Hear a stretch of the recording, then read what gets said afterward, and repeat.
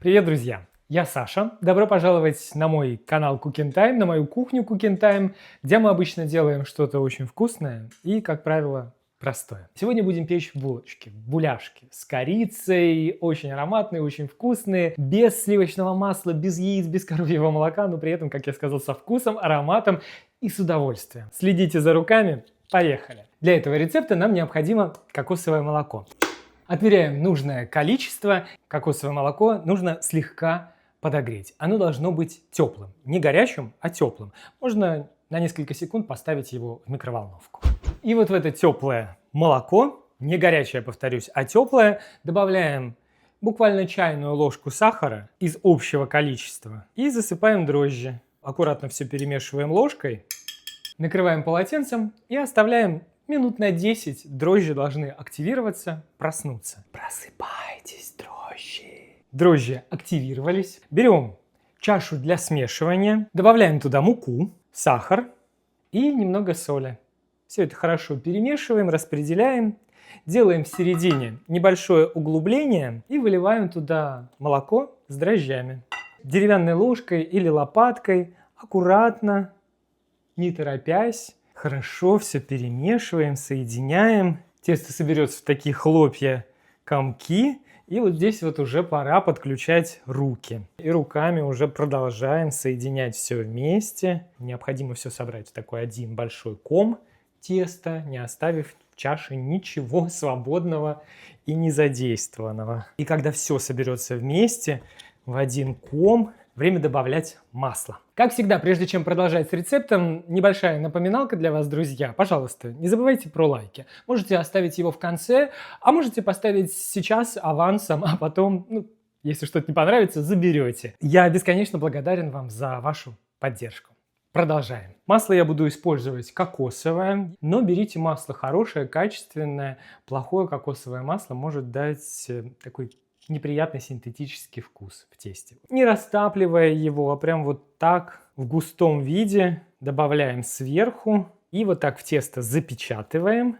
И теперь все масло нужно интегрировать в тесто. Аромат просто невероятный. Можно все то же самое сделать с помощью миксера, используя насадку хлебный крюк. Но мне, во-первых, нравится работать руками, а во-вторых, это еще и полезно для рук. Кокосовое масло очень хорошая штука для кожи. Когда все масло интегрировали, чувствуете, что ничего уже не осталось. Перекладываем тесто на столешницу и начинаем все месить, превращая в однородное, гладкое, эластичное тесто.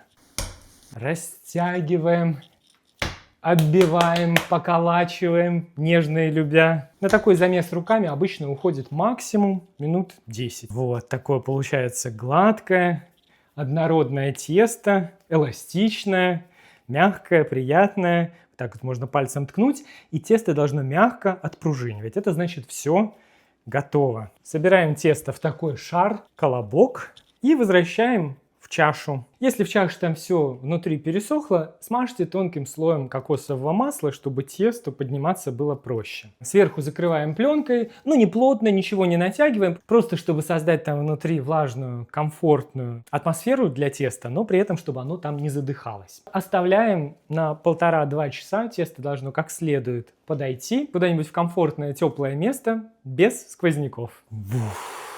Пахнет просто невероятно. Столешницу я ничем, видите, не присыпаю. Переворачиваю чашу и выкладываю туда тесто. Оно такое нежное, такое все мягкое. Аккуратно руками, без всякой скалки, растягиваю тесто вот так вот по столешнице. В такой квадрат, прямоугольник. Здесь у меня сахар и корица. Добавляю корицу в сахар. Хорошо перемешиваю, пошел аромат корицы, и вот этой смесью посыпаю пласт теста таким равномерным слоем.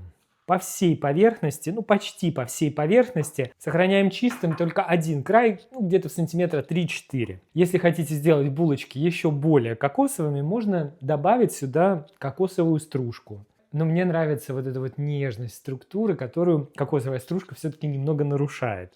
Поэтому я обхожусь просто сахаром и корицей. И теперь аккуратно скручиваем этот пласт в рулет туда, в сторону чистого края. Так. И теперь необходимо этот рулет нарезать на 9 одинаковых частей. Сначала примеряемся, чтобы они получились одинаковыми, а затем острым ножом разрезаем, сразу переворачивая. Здесь у меня квадратная форма, я ее смазываю тонким слоем масла, тоже кокосового, и дно дополнительно прокладываю листом бумаги для выпечки, чтобы проще было булочки оттуда извлечь. И выкладываю туда будущие буляшки, сохраняя расстояние, так как они будут расти. Накрываю форму пленкой и снова в какое-нибудь комфортное, теплое место будущие буляшки должны подойти где-то на 30-40 минут. Пока можно начинать разогревать духовку. Духовка должна быть разогрета до 360 Фаренгейта, 180 Цельсия.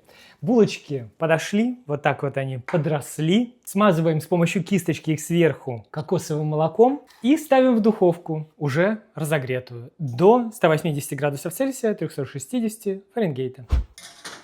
И выпекаем 30 минут. Булочки должны подрумяниться красиво, должны подняться, подрасти, но ни в коем случае не должны сгореть. Поэтому следите. Если что, температуру можно чуть-чуть убавить. В общем, да, контролируйте процесс.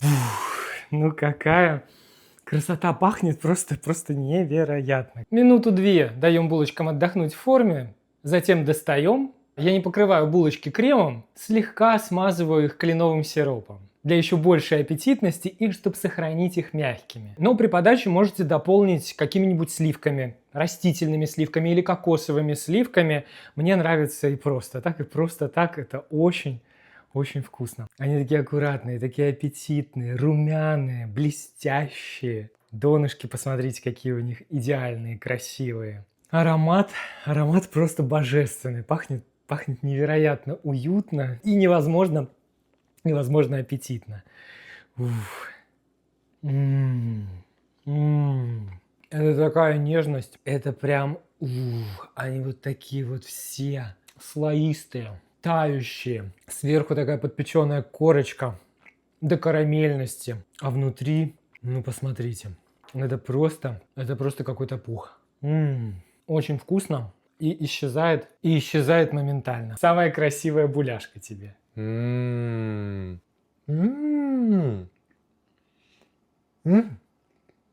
Такая мягкая, такая вкусная, сразу какой-то взрыв коричности. Смотрите, какое чудо. Всем срочно надо. Список всех ингредиентов, как всегда, вы сможете найти в описании под видео и в прикрепленном комментарии. Я под видео, напоминаю, жду ваши лайки, не скупитесь, пожалуйста. Комментарии тоже пишите, впечатлениями делитесь, идеи подкидывайте, приводите сюда своих друзей, подписывайтесь на канал, подписывайтесь сами. Чем нас здесь будет больше, тем видео с рецептами будут выходить чаще.